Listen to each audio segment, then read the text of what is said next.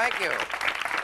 Okay, well, thank you. And hi, I'm Bill Maher, and this is Politically Incorrect, the show that believes, along with Dr. Kevorkian, that suicide is kind of our way of saying to God, you can't fire me, I quit.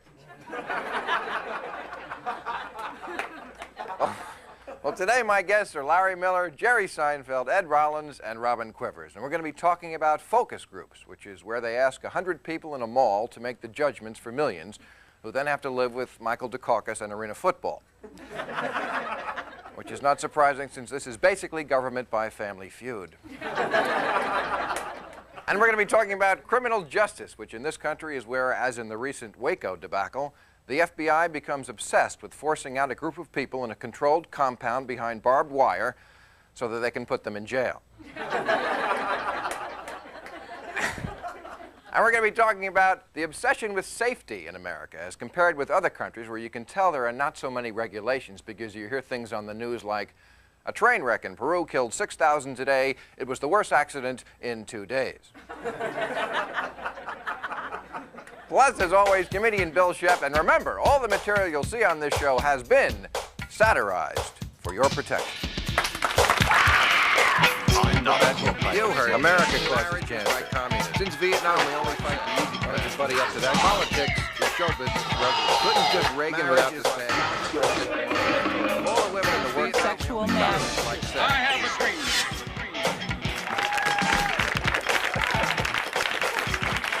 Okay. Quiet. Welcome to the show. We're starting the show. Let's meet our panel. First, a good friend of mine who has recently branched out from his mastery of stand-up comedy to become one of the hottest actors working today, from Pretty Woman and the upcoming Undercover Blues, Larry Miller. Yeah. Yay.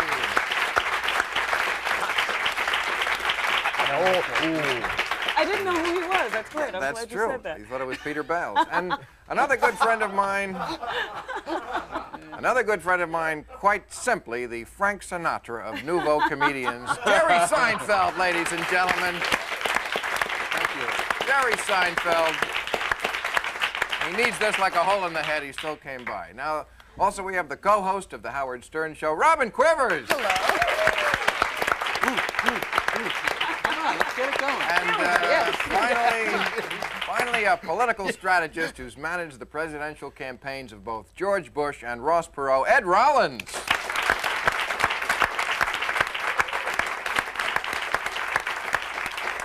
All right, fasten your seatbelts for a bumpy ride. Question number one.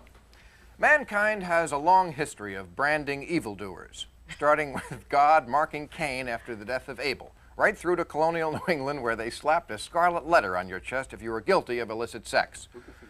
Of course, nowadays, if you have dangerous sex, they put an AIDS ribbon on your chest and you get to go to the Oscars. But other transgressors are not so lucky. Drunken drivers in some communities have to carry stickers on their cars, and sex offenders have been made to place a sign on their front yard advertising their perversity. And, crime most foul, some towns have taken to publishing the names of Johns when they arrest a hooker. The question is, does society have the right to rip the newspaper we're holding in front of our face, away from us, and punish our crimes with our very privacy? Robin, I know you're into the crime, punishment, and prison Absolutely. opinion business. What do you think about that? It's absolutely okay. Why should we, as quote-unquote victims, we should all have that stamped on our foreheads, victim, so that we're known as the people who get perpetrated upon. Because these criminals are running around doing whatever they want to do, and then they have all these beautiful laws to protect them. When they get into court, you know, they get an attorney, they get appeals. You can't even put anybody to death in this country anymore. Yeah. It's ridiculous. This used to be a pretty good country, and now there's no death.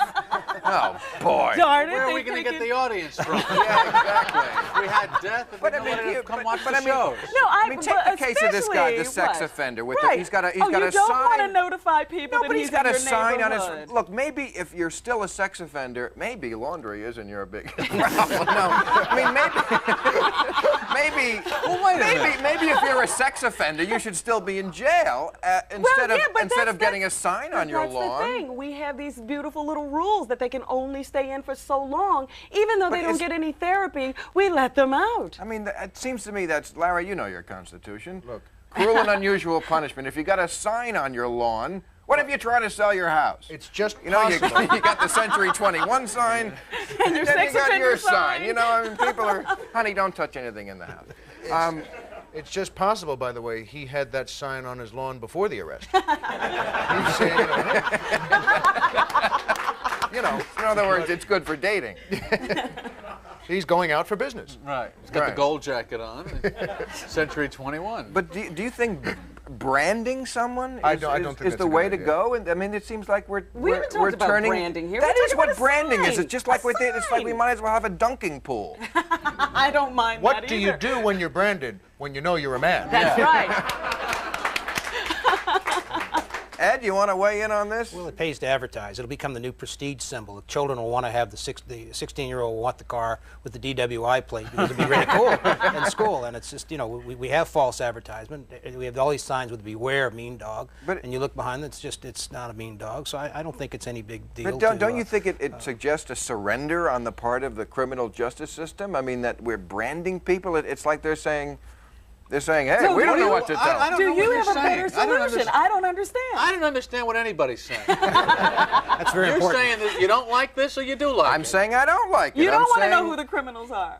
Well, is this the way to do it? This is what they did in Salem, Massachusetts. They put How people about in if they- stocks, they They pillory What them. if they have to Fine. wear their They hat at have like a that jaunty fine. angle? You know what I There you go. mean? What if we, All right. not so Yeah. severe, you know what I mean?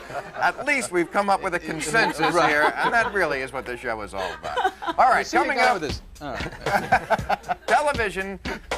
television is a product, not a branch of government, except, of course, for the Bloodworth Thomason shows, which are television and a branch of government. And a travel agent. There you go. Yes.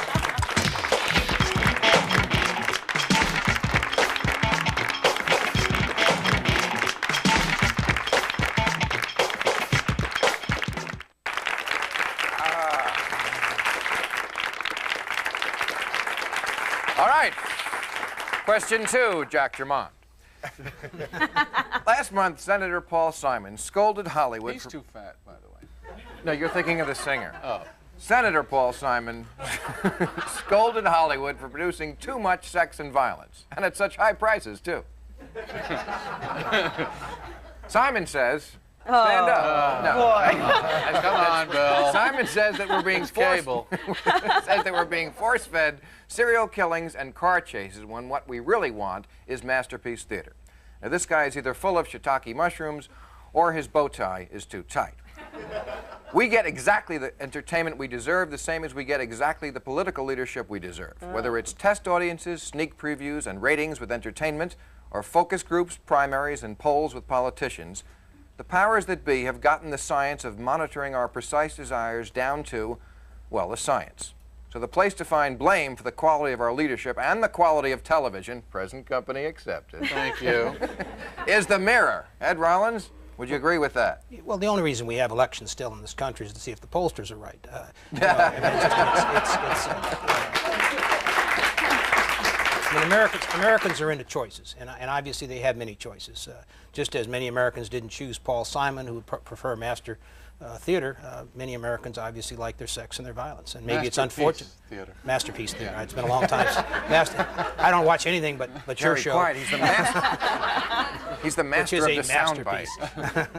masterpiece. Yes, but I mean, don't you think? I mean, leadership, to my way of thinking, requires thought, and focus groups just require research. I mean, they do the same But thing they with don't work, Bill. They don't work. The focus groups, all the research, it's all crap. My TV show, when we first did the pilot, You really need a plug at this point, Jerry. We all know you've got a TV. I All would right, hardly let's hear the history of Okay. his I would TV show. hardly You're We're call all so interested. I would hardly call being on this show a plug, Bill. But anyway. And every time they tested it, What happened on your people, show? they hated it. Every time they test the audiences, they would hate it. Men Really? and women, 18 to 49 hates it, and 49 to 63, and 0 to 10 hates it, and everybody hates it. But we So kept who saying, made but the it's. decision?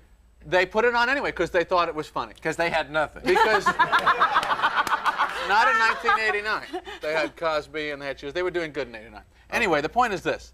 All the testing does not help them make these decisions because they're so often wrong. Are there people using these tests, however, to make decisions, they like certainly politicians? Yes, they are. What about... but they're not, it's not a science. They haven't eliminated the human element or the audience guesswork element. But they still do it. I mean, take a movie like Fatal Attraction. Everybody knows they changed the ending. The audience didn't like that she wasn't killed at the end. So the director isn't an artist anymore. He's like a tailor. You want cuffs? Fine. You don't want cuffs? I can do that. You know, you want to see her dead? Great. You don't want to see her dead? Whatever you want. I mean, what if they tested Last Temptation of Christ? The audience would have said, we don't want to see him crucified at the end. But wait a minute. And then how would the story come out? Be a whole different story. Am I right, Larry? You're familiar with it. I think this is the story right here. This is how it would have came out. Look, you know what? I actually agree with Jerry on this because to me, you're taking people, when you have polls and research, you're taking people who may be nice folks at the ball game, but suddenly you're making them go, well, you know, it's about time someone asked me. For years, I know what's wrong, and then they skew their own opinions. Jerry showed the classic example of All in the Family. The first year tested the lowest ever on TV. Right. It's not that reliable that you could say it's going to obviate the whole system of artists making the decisions about their work. I promise you, though, those 1,500 people that no one knows who they are, who watch those little boxes, the Nielsen ratings, who don't agree with your show, you'll totally disagree with that particular But poll. you managed Mr. Perot's campaign, and when Perot was did a wonderful job. I took him from first to third, which was from 45 days, which was the ultimate Republican dirty trick. When Perot was out there saying, "What we've got to do is clean out the barn and look under the hood," people were going, "Yes, clean out the barn. I've been saying that for years. There's a policy." But I also think look under the hood, exactly. And then when he said, "Well, we need a 50-cent tax on gasoline," they went, "Oh, glad we found that out about Jeanette." Fortunately, they didn't find that out till about 2 days after he quit, so it didn't much matter. But I think you're all right in that people do lie in these groups. They always say they don't watch what they do watch. Right. You know, everybody's watching PBS when they're surveyed. Right. Yeah, and try to find the ratings. But They Sex whine and about variety. sex and violence, but who makes Arnold Schwarzenegger the biggest star? But wait a minute. As far as we all look at the accident by the side of the road, Absolutely. and that doesn't mean it's our fault. There should also be some editorial policy so they don't show the snuff of the guy in the park. We've all seen that videotape 1,000 times of, as if it's hard news, of, you know, the great tragedy, again, watch how she gets killed now. You know, it's just a snuff film, and we'll watch it, but it's not our fault. It's the production editorial decision, and there is a fault there. Can't we all just agree? Yes, we can. Can't we all just get along? Why do we have to disagree on these? Fool all of the we people can at all the get advertising along. budget is big. All finally. All right, next up, safety and stupidity. 75% of all accidents happen in the home. Of course, a lot of that is pregnancy.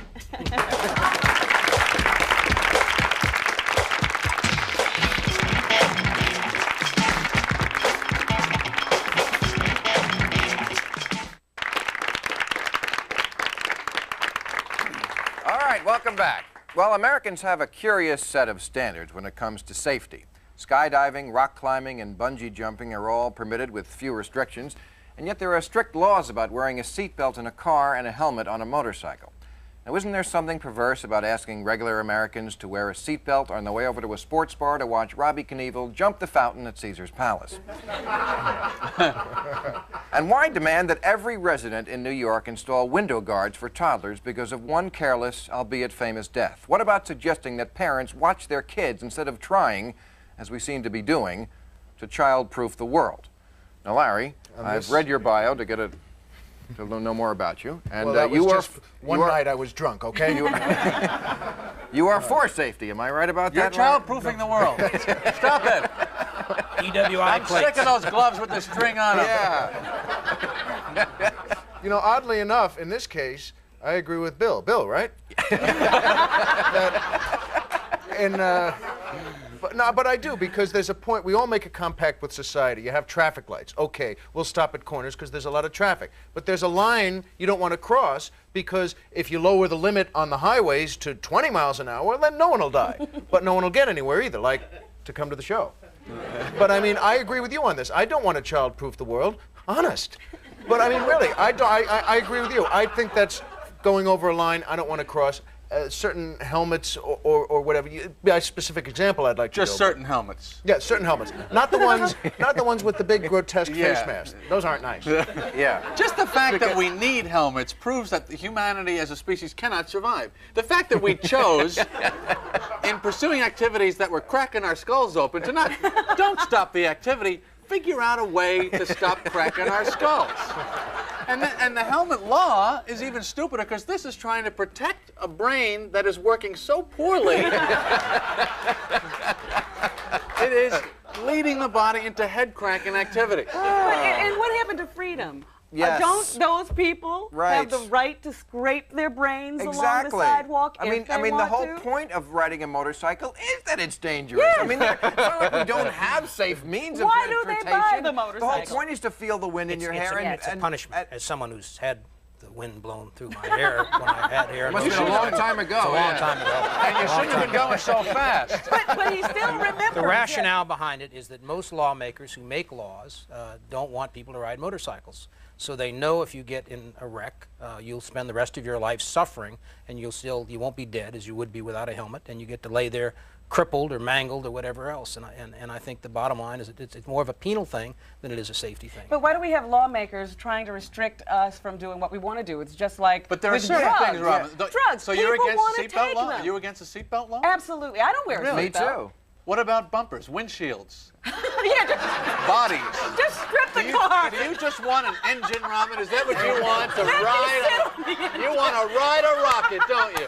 The definition of liberty, but Larry, you also brought me on this. Yeah. The definition of liberty is as far as it doesn't infringe on someone else's. Now, the seat. Bourgeois. I mean, there is a fundamental hypocrisy that we seem to be so concerned about safety in these areas, and yet we have. I mean, what is race car driving? I mean, you take away the danger. It's just watching traffic. It's just traffic.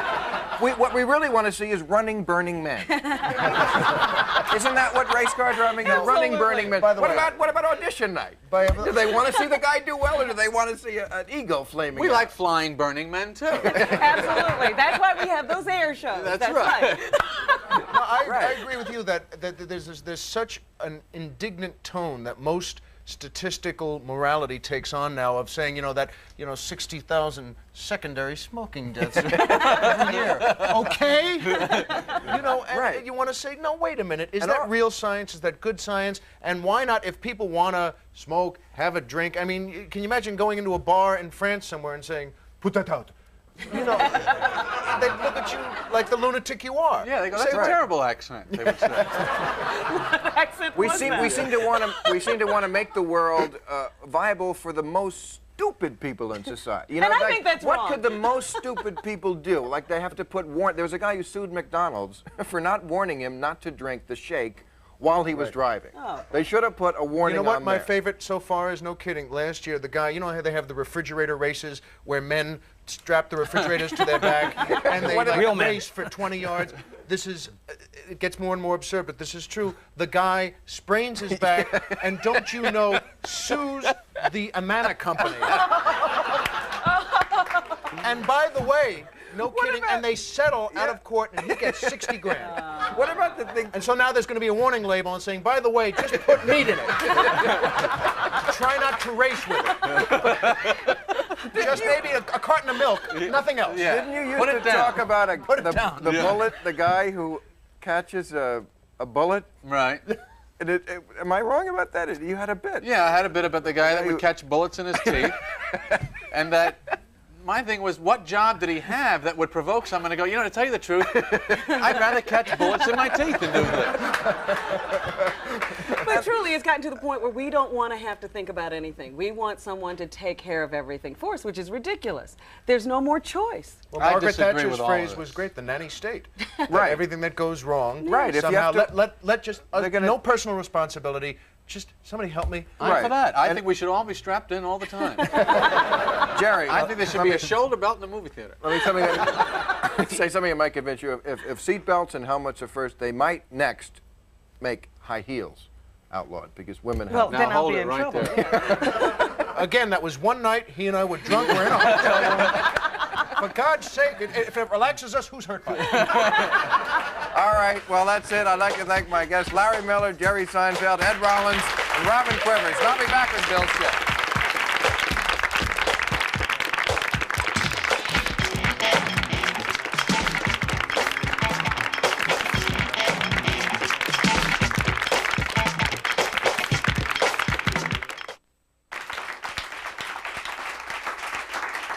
Okay, welcome back. It's time for our final segment. As always, Bill Sheft is here. Bill Sheft, top comedian, David Letterman writer, and former crony of mine. When we were back at Catch a Rising Star starting out, we used to try out our material on each other. It was called Cleaning Out Our Notebooks. We're going to do it here today. Again, Bill, your honor. Thank you. Bill, I had a bad dream last night. I dreamt I was watching the Hollywood Squares, and I thought I heard one of the contestants say, "I'll go with Roger Clinton a block, John." Bill, have you heard about the new book? The new book that's been put out for prospective illegal aliens? No. It's called 1,000 Games and Puzzles to Do in the Trunk of a Car. So, Speaking of which, though I'm not really Bill, there's been a lot of neo-Nazi demonstrations in Germany lately. Nasty business, Bill. But they've been very effective. I understand last week 3 French restaurants in Munich surrendered. Bill, you know what a big fan I am of Playboy magazine. Absolutely. But I tell you, that December issue is really starting to get on my nerves. If I see one more cartoon of Santa Claus getting laid. Bill, did you read about this woman in Pennsylvania who is suing Richard Simmons for sexual harassment? Really? I think we can say here's a gal that's not playing with a full deck of deal-a-meal cards, huh? Bill, clear something up for me. If Jesus was a Jew, why the Spanish name? All right, well, that's all the time we have. Thank you very much. Thanks a Join lot. us again on the next Politically Incorrect.